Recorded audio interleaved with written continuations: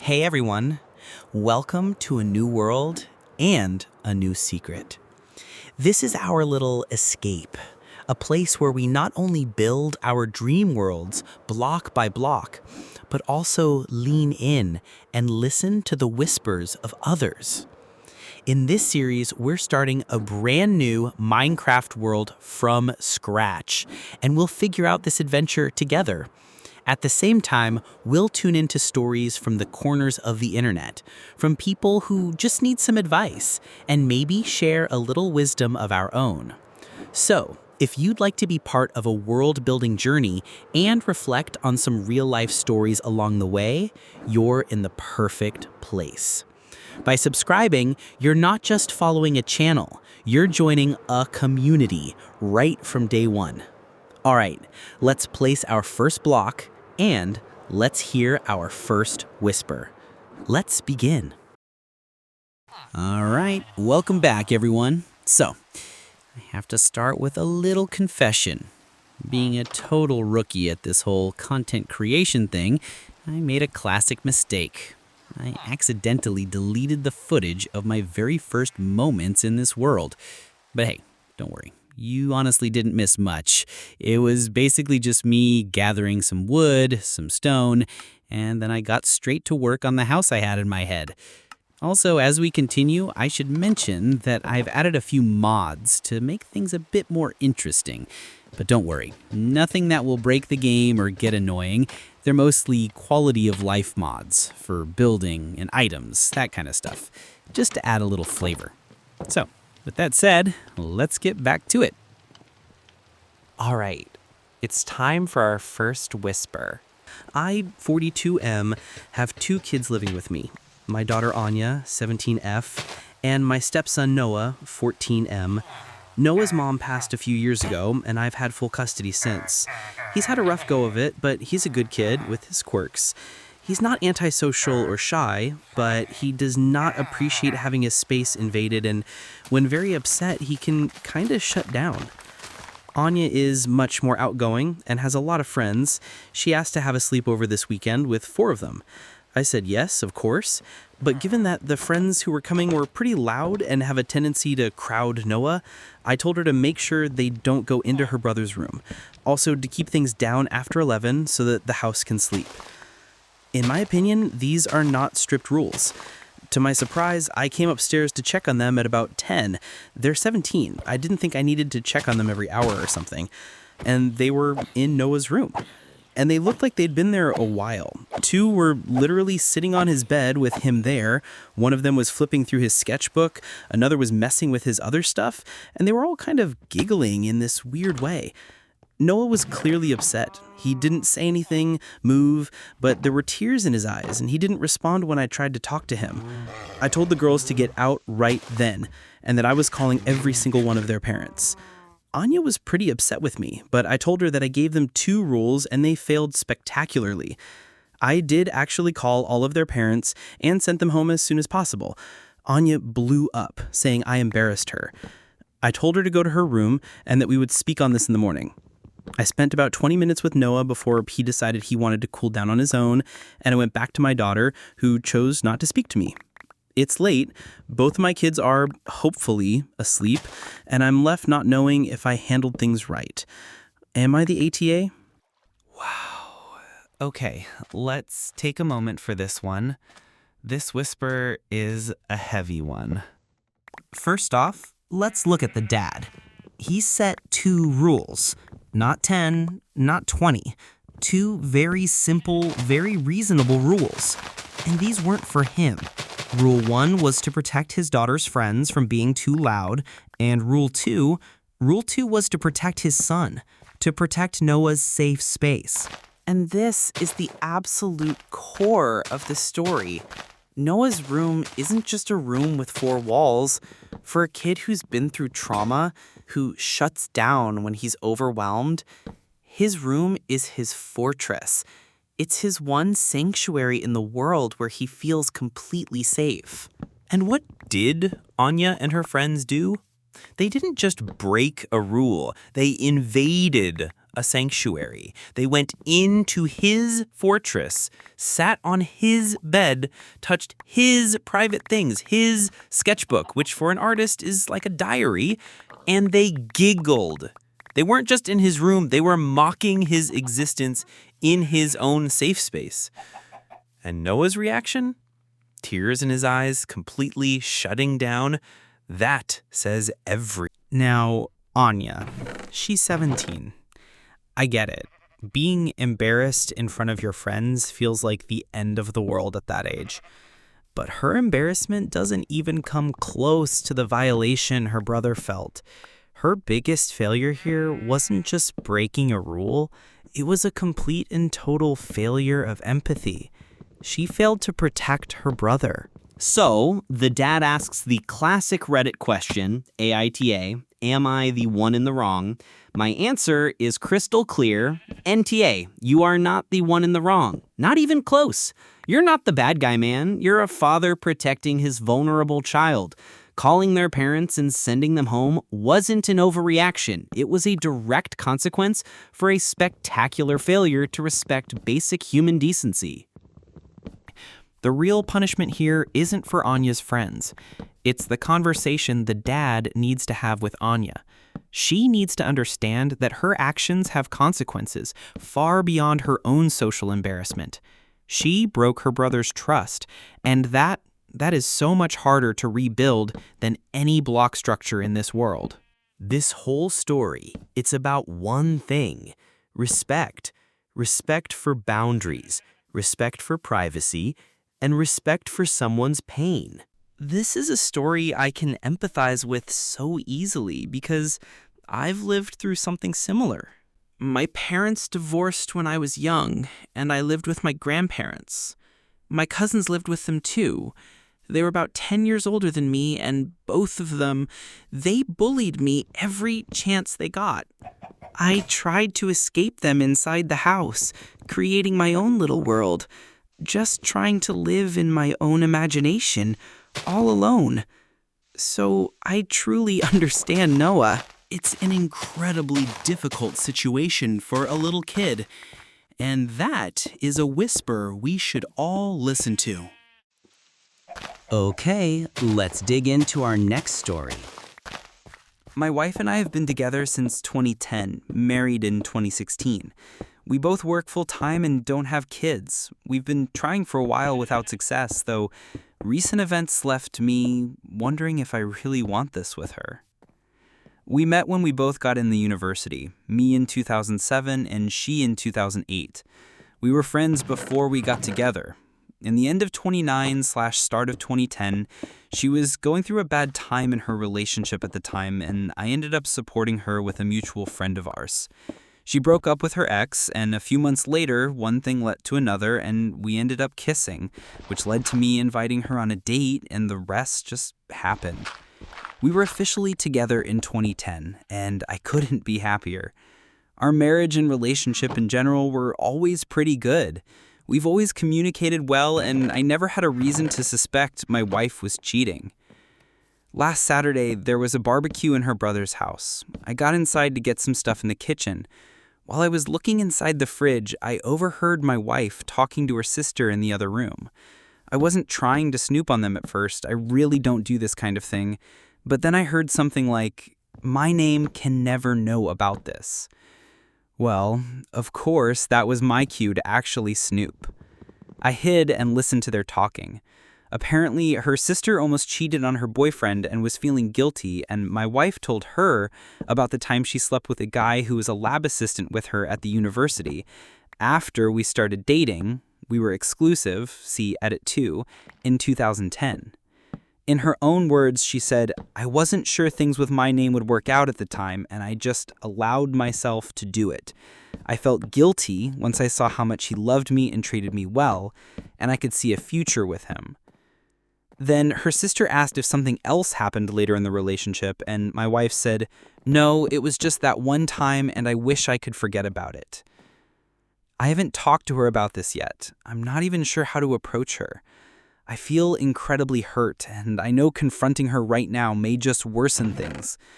Again, I never had reasons to suspect she cheated, but She hid this from me all these years, and now that I just found out, it feels like she just cheated on me. I'm really broken. She noticed I'm not myself these past days, and I dismissed it by saying it's just stress, but she knows me and she will keep trying to get an answer. I don't know what to do. Should I just try and forget what I heard? I don't know if I should talk to her right now or process it in therapy first. Edit. I decided I will talk to her, but not right now. I'm still very upset and I don't want this to turn into a shouting match. I want it to be a conversation, not a fight. I have a therapy session today and I will speak with my therapist about it. Hopefully it will help me start this conversation with my wife. Had I known she cheated at the time, I would have broken up with her. I understand everyone saying just leave, but this is the person I built my life with. The person who supported me in so many ways and helped me grow as a person and as a professional. Before I make any harsh decisions, I want to hear what she has to say about this. Then I will decide for myself what will be the way forward. No, I don't believe she cheated on me other than this time. She never gave me any reasons to think she did. I've always had access to her phone, she was never secretive of anything, and we spend most of our free time together. But how she will answer when I talk to her about it will surely either confirm this or change it completely. Edit 2. I talked to my therapist. It helped me a lot and my head is in a much better place now, and I will talk to my wife tonight. My decision on what will be my next steps will be based on the way she reacts and responds to me. Also, people are assuming we weren't exclusive when the cheating happened. We were. Words were lost in translation as after we started dating literally means después que comenzamos a enamorar in my mother tongue, and this is something we say in my country only when couples are exclusive, which was our case. We did have a phase of friends with benefits when we were both seeing other people, but we knew about it. Okay, this is a different kind of whisper. This isn't about clear-cut right and wrong. This is about a crack in the very foundation of a life built together. This one is complicated. Let's be very clear about something. The pain he's feeling right now isn't really about something that happened over a decade ago. It's about the lie. It's about finding out that the entire story of their relationship, a story he thought he knew by heart, had a secret chapter torn out of it. His feeling that he was just cheated on is completely valid because trust doesn't operate on a timeline. The moment the lie is discovered, the wound becomes fresh. And his decision to see a therapist before confronting her, that is an incredibly mature and wise move. He's choosing to have a conversation, not a fight. Analytical and objective. Now, what about the wife? She made a terrible mistake at the very beginning of their relationship. It sounds like the guilt and regret were immediate. But then she made a second mistake. She chose to bury it. Maybe out of fear, maybe out of shame, or maybe she thought she was protecting him. But a secret like that doesn't just get buried. It becomes a poison in the foundation. So he asks what he should do. And unlike last time, there's no easy NTA answer here. This isn't about who is wrong. This is about what is broken and if it can be fixed. The answer won't come from me or from the internet. It will come from the conversation he has with his wife tonight. Deeply empathetic and conclusive. He needs to decide if the woman she is today, the person who supported him and helped him grow, is strong enough to overcome the secret she kept yesterday. Some people can rebuild from this. For others, the trust is gone forever. Whatever he decides, it will be the right path for him. And that is a whisper about the weight of secrets and the painful, complex work of forgiveness. Deeply empathetic and conclusive. I'm really curious about your thoughts on this. What do you think our writer should do? Please let me know in the comments. Also, to avoid overwhelm, I'm using jump cuts for editing. I'd appreciate it if you could share your thoughts on how you'd like to proceed. Let's keep it rolling with another tale. My girlfriend, 29 female, didn't tell me, 30 female, that she was transgender and I am struggling with how to react. First of all, I deeply apologize if I get any terminology incorrect or if I come across as offensive in any way. That is not my intention. I will try to word this as respectfully as I possibly can. I met my girlfriend a while ago. I'm in the UK and she recently moved here from another country in Europe. We have been together a while and by most accounts, it's gone really well. She wanted to not engage sexually for a bit, which was of course fine by me. I don't mind waiting, as I have some past issues myself around sex, which I told her about. When we did have sex, she said she was conscious of her body and asked if we could have all the lights off. That's fine. A few days later, she sat me down and let me know she was transgender and had full surgery over 9-ish years ago. I was genuinely shocked. Not because that's a bad thing, but I didn't know how to react, and there was no indication of it before. I guess the only thing I can point to that might not be related was a bit of secrecy about her past. I told her it was fine, but I do feel kind of betrayed in a way, like it's a trust violation, especially to only tell me after we had had sex. I understand it must have been incredibly hard and scary to disclose, and she said she did not because she did not think I would stay with her if she did because I'm a lesbian. Her fear is understandable, and I empathize with that. I don't know how to feel. I feel like I may be overreacting here. She also reassured me that this isn't a big deal. Before this happened, I have always, despite not being too knowledgeable, been pro-trans, and my reaction is making me think I might be internally transphobic. Like I was an ally until it directly impacted my life and relationship. Is my reaction transphobic? I don't care about her any less, but why do I keep thinking this is a trust violation? Deep down, I know this should not matter. She's the same person that she was before she told me. I was thinking I might see it this way because I have a lot of trauma in my past, so trust, especially regarding sex, is a very important thing to me. But I also think this is just an excuse. I don't want to keep lying to her that everything is fine. So do you think I should explain how I'm feeling to her? If I do, how can I do it in a way that won't hurt her? Alternatively, do you think I should end the relationship? I think she deserves the best, and if it's possible I'm transphobic deep down, then I don't think I'm doing her any favors by staying with her. Thank you for reading and for any advice you can give. This is a situation that needs to be handled with incredible care. We are not talking about a simple problem here.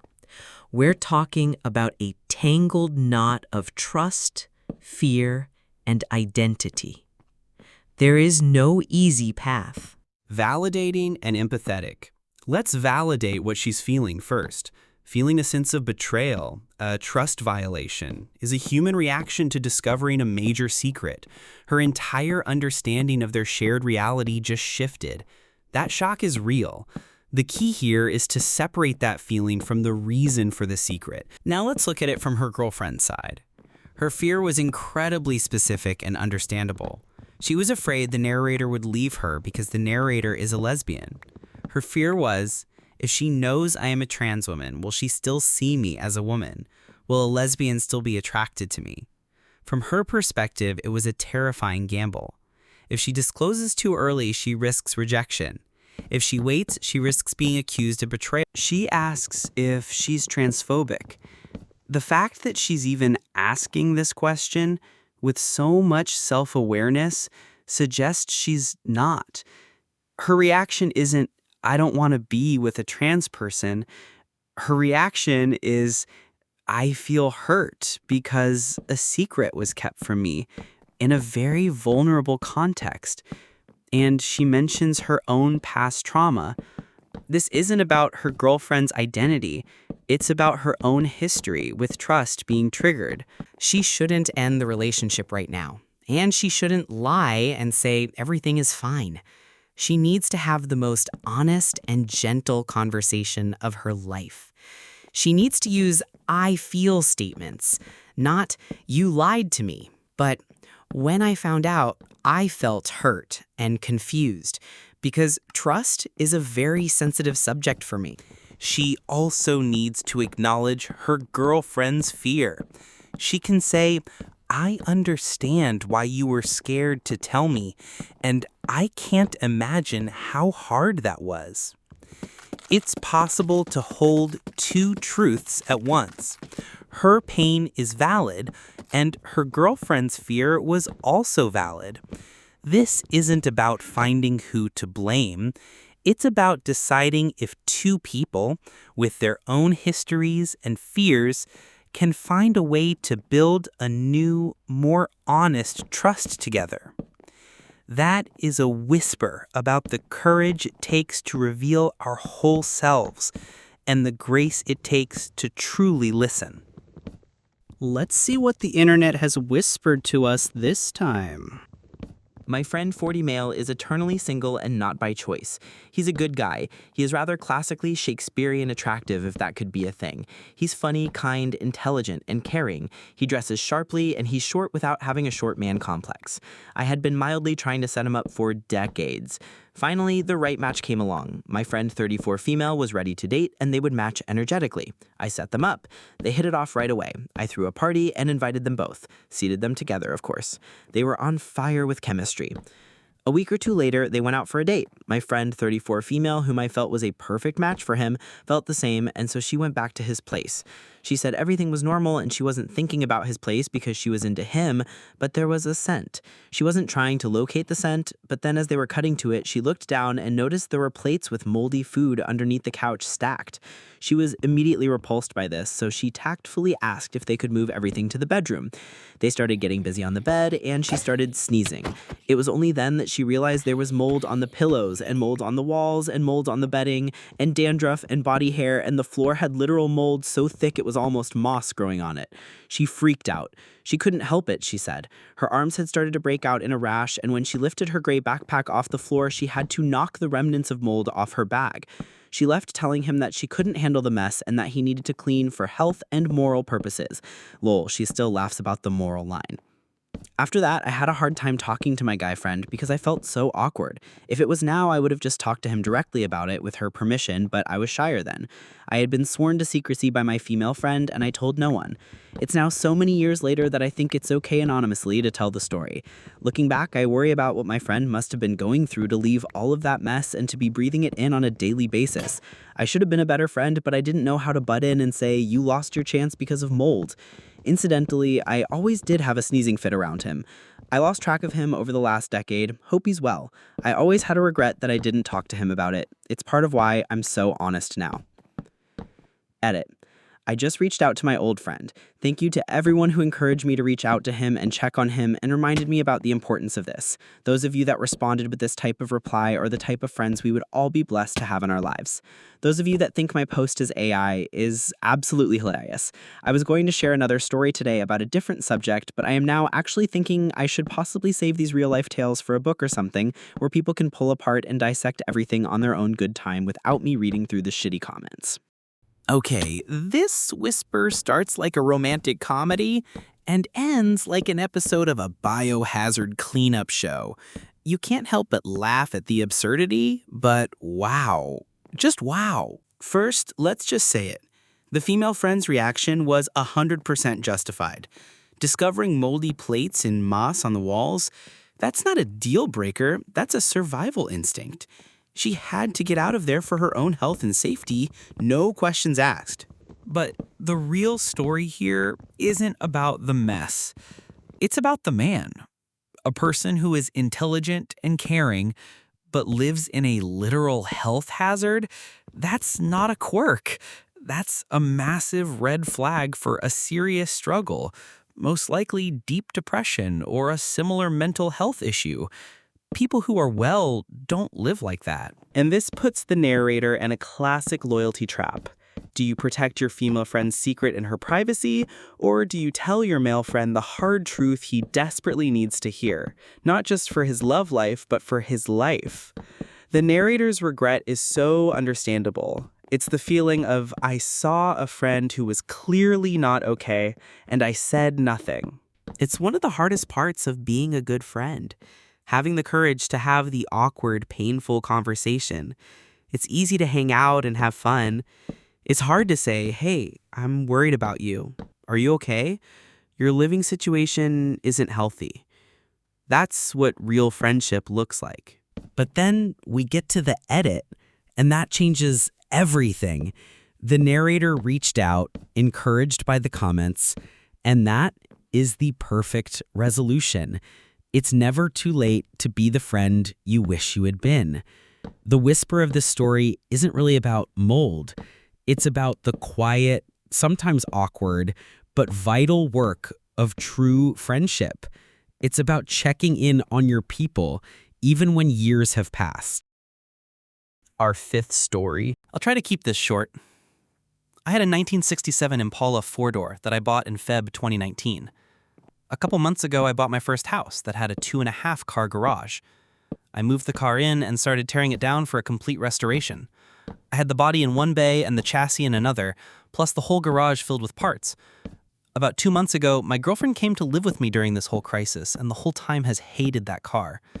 She wants to park in the garage, but I have 2 acres of land with a lot of nice places to park under shady trees, or hell, even in the barn if it has to be inside.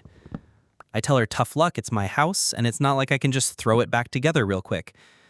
Anyways, I was out of town for a couple days on a business trip for the small local company I work for. When I got back, my girlfriend was all smiles, making me food all the time, doing all the chores, all that. I thought maybe she was just happy to have me home, but then I realized that I didn't see her car in its usual spot. I asked her where she parked so I could make sure I mow that area and keep it clean, and she said not to worry because she parked in the garage. I asked how, and she told me to go check it out. Turns out that while I was gone, she hired some people to come over and move everything related to that car, including the drivetrain, body, and chassis, and all parts, and take it to the local dump/scrapyard. I was absolutely dumbfounded. I had spent over $11,000 on that car, including new parts, services, and the car itself. I told her that I was going to be taking her to court for that, and she brushed me off like I was being dramatic. I told her that it's done between us and to pack her things and leave. I admit I was really angry, but I did end up getting a lawyer, and as I have all the receipts for all that money spent, and I have her on my house's security cam footage letting the guys in and watching them take it all, I think I can win. Her family and friends are absolutely blowing me up, saying it's just a stupid old piece of junk and that she cannot pay back all that money I spent and that I should just let it go. But I have been putting all my time, effort, and money into that car for 1.5 years now, and goddamn it if I am not going to get justice for what she did. Am I the A-tool? Edit. Thank you all so much for the support and awards and everything. I'm glad I have some people on my side. I got a call from her mom about 20 minutes ago, and she told me that I was ruining her daughter's life over a stupid car. I told her she ruined her own life. I've been gathering documentation and stuff, and I'm about to head down to the police station and file a report, as suggested by Lots here. Once again, thank you all. Update. Went to the police station last night, was told to come back in the morning. Just got back and filed an official report against her for grand larceny and grand theft auto. I showed them all the receipts I had for the car and the footage of her letting the guys in and watching them take it all, as well as the title for the vehicle in my name. They said they will be in contact with all 3 parties, me, ex-girlfriend, and junkyard guys, soon. And they will hopefully be able to recover some or all of the car. Just have to wait now. Huge update. They found my goddamn car. The junkyard guys were apparently in the middle of hiding it when the police came to ask them questions. It was on a forklift, and they were going to put it on top of a pile of cars that was hidden behind more piles of cars. They said it was theirs and they had the title, but obviously didn't have the title for it, and since they matched the VIN on the chassis and body to the VIN on my title, it was obviously mine. I know at least one person there has been arrested. I think he was in the camera footage I talked about earlier, but I don't know if it was the boss or whomever, or even a specific charge. They also told me that they'll be looking into the specific junkyard for any other vehicles reported stolen. They said they haven't been able to get in contact with my ex just yet, but they're working on it. I'm just so glad they found my car. Luckily, I made quite an album of pictures detailing me tearing down the car, and so I can use that to prove what parts they had were mine, so I can hopefully get most of it or all of it back. Police haven't let me take it back home yet, as they say it is evidence or something, so hopefully I can get it back eventually. Thank you all so much for the support and advice. She's gonna be all right. Every once in a while, you hear a whisper that isn't subtle at all. It's a full-throated scream. This is one of those. This isn't just a story about a fight. This is a story about the absolute destruction of a passion project. Let's be crystal clear. His girlfriend didn't just get rid of some junk. She willfully destroyed something that represented a year and a half of his life, over $11,000 of his money, and countless hours of his effort and love. That's not a car, that's a dream. And she didn't just get rid of it, she hired people to secretly haul it away and scrap it while he was gone. And then comes the classic move. The gaslighting. She brushes him off like he's being dramatic. Her family calls him, saying he's ruining her daughter's life over a stupid car. They're trying to flip the script to make the victim feel like the aggressor. It's a stunning lack of accountability. So he asks, am I the one in the wrong? Let's answer that with a resounding no. He is NTA, not the one in the wrong. Not even in the same universe as being wrong. Taking her to court and filing a police report isn't ruining her life. It's holding her accountable for her actions, which were malicious and criminal. But this story gets even better because he didn't just get angry, he got smart. The updates show him taking every correct step, gathering documentation, filing an official report for grand larceny and grand theft auto. He's not just seeking revenge, he's seeking justice. The system is in motion. And then the huge update. They found the car. The junkyard guys were trying to hide it. An arrest was made. This is incredible. He's going to get it back. The final line of his post says it all. She's gonna be all right. This was never just about a car. This was about respect. It's a whisper, no, a roar that says you can't just destroy what someone loves and expect to get away with it. Justice, just like a classic Impala, is worth restoring. All right, let's get into the sixth whisper. My 23-year-old wife refuses to go back to work even though we're slipping further and further into debt. My wife and I have been together for approximately 6 years, off and on during high school, and we've been together ever since. We have 2 boys, a 2-year-old and an 8-month. We have our ups and downs, like all couples do, but I wouldn't trade my situation for the world. My wife's dream has always been to be a stay-at-home mom and raise the babies, and I want to be the provider. I want to be the hardworking role model my boys look up to, something I hold a lot of respect for after growing up watching both my parents work endless hours just to barely make ends meet and scrape by. To try to make her dream become a reality, I worked 1.5 years in a correctional facility, decided getting berated and dealing with the constant issues that correctional officers face wasn't for me, worked 2.5 years on the road, building and commissioning renewable power plants, solar, wind, BESS, all over the country, gaining knowledge and experience in the industry. At the end of my stint on the road, my wife was already raising my 1.5-year-old and was 8 months pregnant with my youngest. I faced a lot of pressure from my wife to come back home so I could be around my boys and help out more, rightly so. I wanted to be a more present father and active parent too. Luckily, I started looking around and landed a job back home, bringing home slightly less, around 20% if I had to guess, than what I would make on the road. Both my wife and I understood I would make less than what I do on the road, and we were okay with that. We thought we would still be fine and our bills would still get paid. My wife, who is an amazing mother, remained a stay-at-home mom while I continued working. While I was okay with her being a stay-at-home mom, I asked her to please keep up with the house. Pick one room a day, clean it. I'm not asking for the entire house to be spotless. I understand that having small children makes keeping a clear house difficult. I also asked that a home-cooked dinner or 2 a week would be nice. I love to cook anyway, so I would still cook the majority of the time. All good from her, it seemed. Flash forward 8 months from taking my new job where I get to come home every night. The place is always a mess. I'm constantly kicking or bumping into stuff on the floor, stepping on crumbs, almost every day finding new stains on the newly remodeled floor. Sink is always full of dirty dishes, clean and dirty laundry filling filling every basket we own, sometimes overflowing onto the floor. Cheeto dust on every door handle. It's disgusting and honestly embarrassing. Nothing ever gets cleaned. She cooks maybe one meal a month, and it's something like boil pasta, add pre-made sauce, add seared hamburger meat. And also, the bills were getting paid, but it's getting harder and harder. I'm having to pull money from my credit cards to have bills go through, thinking on my next deposit I can pay it back. Only halfway because the next bills are right around the corner. I've got $4K in debt on my bank's credit card, $2K on an Amazon card, only my wife uses, and maybe a couple hundred between 3 other cards. And we're slipping almost $500 to $800 every month. My problem lies in when I brought this up to my wife several months ago, she told me that we need to spend less or we need to Uber or DoorDash at night and on the weekends. I told her that it probably wouldn't be enough and I didn't come home just to be gone all the time again. I suggested that maybe she'd have to return to work as a daycare teacher, bringing home an extra $1,000 after adding daycare for the boys, but she adamantly refused, saying, almost verbatim, "Why would you tell me I can be a stay-at-home mom if you were just going to say I had to go to work again?" It set me off, but I knew I was probably wrong for her at the time, so I let it be. Back to present day, we're even further in debt, the figures I listed above, and I suggest that she may have to go back to work again, and she still refuses, having the same mentality.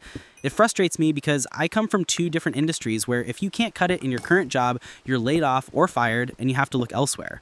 Why should she be a stay-at-home mom when she can't fulfill her end of the bargain? Why do I have to pick up the slack? I do 90% of the chores, 95% of the cooking, 100% of the bill paying, and I still have to find time to interact with and be a father to my 2 boys. I admit she does the vast majority of the parenting, even when I'm home. I just find myself too occupied trying to keep up with the house and have meals cooked for both my wife and son, who's a very picky eater. I try to make time for my boys, but it's very limited because when I focus on a task, nothing else exists because at this point I know when I'm gone, it's not going to get done. I also get a lot of flack from my wife for this. At this point, I just brush it off because what choice do I have? Let her parent them and I can clean, or both of us can parent them and the house stays as it is or gets worse. Options for me seem kind of limited. I could go back on the road and our debt would slowly get paid, but the house would deteriorate even further, and I would get a lot of backlash from my wife for leaving her and the boys once again. Or I could Uber and DoorDash, which may not even eliminate our deficit, but I would still be gone all the time, and the house would still get messier and messier. I just feel like my wife is too adamant to even consider going back to work because she's too stuck on staying home, which is costing us our house and financial well-being. I don't see leaving her as a viable option. To be honest, she's very antisocial and not driven or intelligent enough to go out and get a good paying job, so leaving would just cause her and my boys to struggle, which I can't stomach. I say her and the boys because I work too much, wouldn't be able to arrange adequate childcare. I work long hours with no family in the area I live in, and she would be heartbroken to not have custody of the boys. She would probably fight to have custody, and I would probably let her have them, for her and my boys' well-being. I just don't see a good way out of this for me. Either I get a better paying job on the road and she hates me for it, or I work even harder at home and still be an absent father. Do you guys have any advice, whether it be relationship advice, financial tips, lucrative side hustles, etc.? I'm trying as best I can. I just want another opinion from someone with no bias. Thank you. This one hits close to home for a lot of people. This is the quiet, grinding story of a shared dream turning into a private nightmare. There are no villains here, only 2 people drowning. Let's acknowledge what this man did. He gave up a high-paying but difficult career. He took a pay cut, not for himself, but to be a more present father and to help make his wife's dream of being a stay-at-home mom a reality. He made a huge sacrifice in good faith. The core of the problem lies in the bargain they made. He provides, she manages the home. But the mess, the overflowing laundry, the constant chaos, that's not just laziness. That's often a sign of being completely overwhelmed, or possibly even postpartum depression. The house isn't the problem. The state of the house is a symptom of a deeper problem. And when he brings up the idea of her working, her response is heartbreaking. Why would you tell me I can be a stay-at-home mom if you were just going to say I had to go to work again? She sees it as a broken promise. He sees it as a necessary adjustment to survive. They are no longer a team fighting a problem. They're 2 individuals defending their positions. This isn't really about money or a messy house. This is about a partnership that is failing. They are sinking in debt, and instead of bailing water out of the boat together, they are arguing about who drilled the hole. The resentment is building on both sides, and that is what ultimately sinks a relationship. He feels trapped, but there is a way forward. But it requires changing the entire conversation.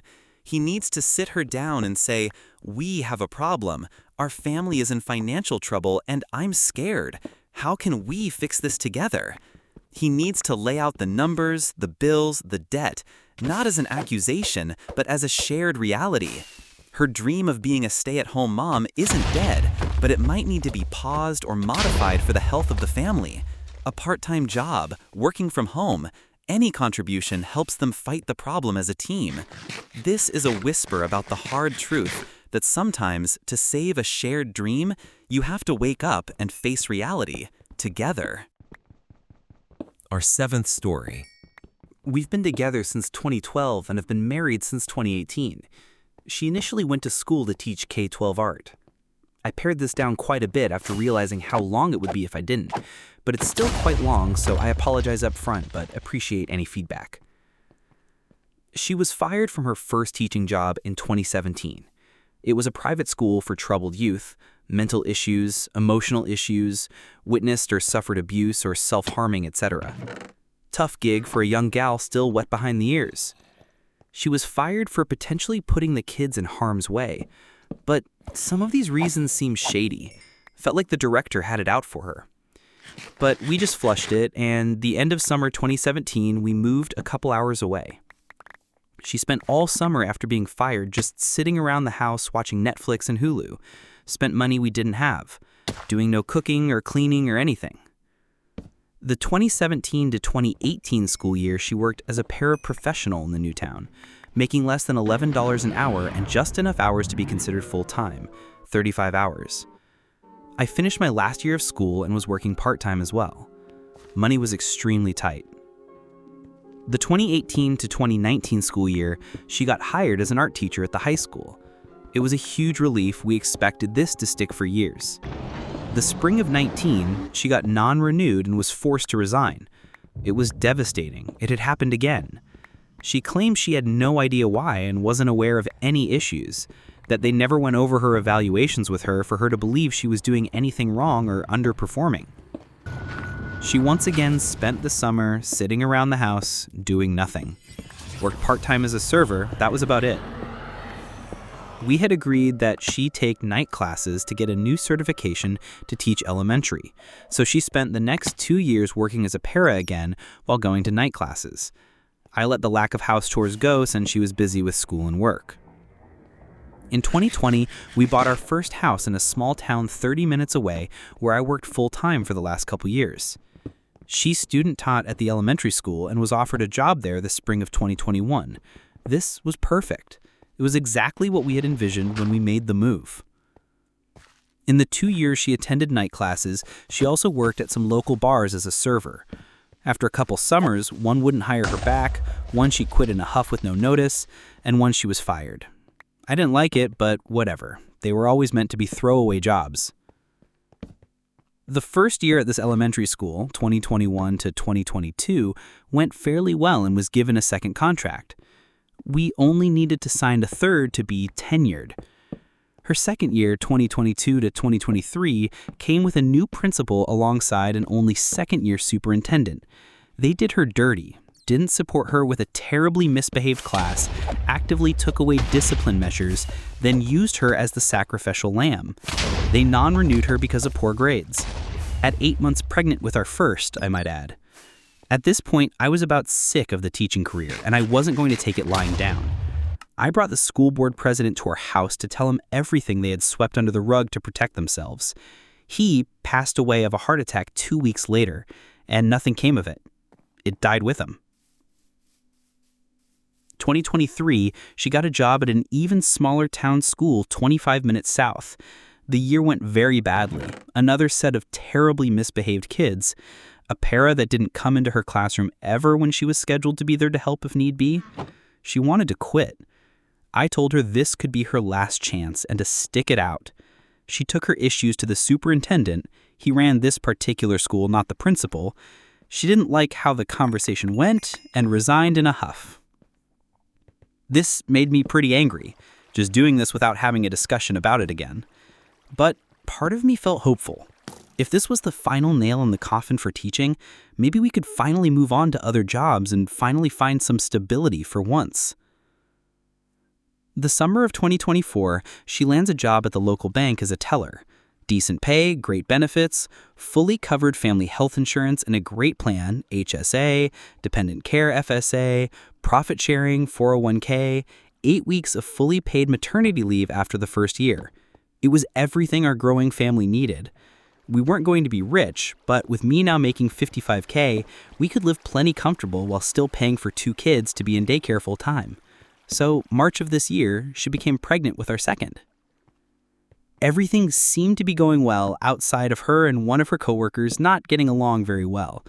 We had finally let our hair down a little bit and put new countertops in the kitchen, a new dishwasher summer of 2024, just to name a few. Nothing crazy, but not minor either. Then when she goes back to work her first day after the Easter weekend, the bank fires her. For me, this was the straw that broke the camel's back. I thought for sure we were going to find out that this was just a teaching thing. Maybe she wasn't meant to be a teacher. But not even a year into her bank job, she's fired again. Now a precedent has been set. It's not just teaching I have to worry about, it's anything and everything.